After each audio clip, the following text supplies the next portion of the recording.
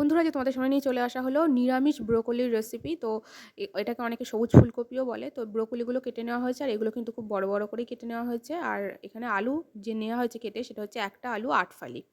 তো এগুলো সব ব্রোকলি আলু সব ধোয়া আছে। এবার কড়াইতে তেল দিয়ে, তেলটা গরম হয়ে আসলে তাতে আলুগুলো দিয়ে, তাতে সামান্য হলুদ আর অল্প একটু লবণ দিয়ে আলুটাকে খুব ভালোভাবে লাল লাল করে ভেজে নিতে হবে।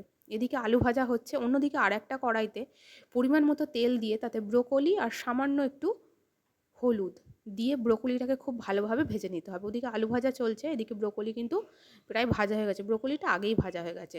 তো ব্রোকলি ভেজে তুলে নেওয়ার পর এদিকে আলু এখনও কিন্তু ভাজা হচ্ছে। তারপর কড়াইতে দিয়ে দিতে হবে পরিমাণ মতো তেল।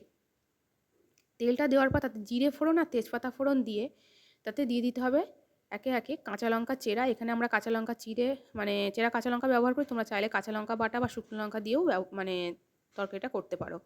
তো কাঁচা লঙ্কা দেওয়ার পর হাফ চামচ আদা বাটা, 1 চামচ জিরে বাটা আর হলুদ আর অল্প একটু জল আর টমেটো কুচি দিয়ে খুব ভালোভাবে একটা মশলা তৈরি করে নিতে হবে। মশলাটা কষে আসলে ভেজে রাখা আলুগুলো দিয়ে আরও ভালোভাবে কিছুক্ষণ কষাতে হবে। তারপর যখন আলু আর মশলা থেকে তেল ছেড়ে যাবে, তখন দিয়ে দিতে হবে গরম জল। তোমরা দেখতেই পাচ্ছ গরম জলটা রেডি হচ্ছে। তো গরম জলটা দিয়ে পরিমাণ মতো গরম জলটা দিয়ে দিতে হবে স্বাদ মতো লবণ দিয়ে কিছুক্ষণ লো ফ্লেমে বসিয়ে রাখতে হবে।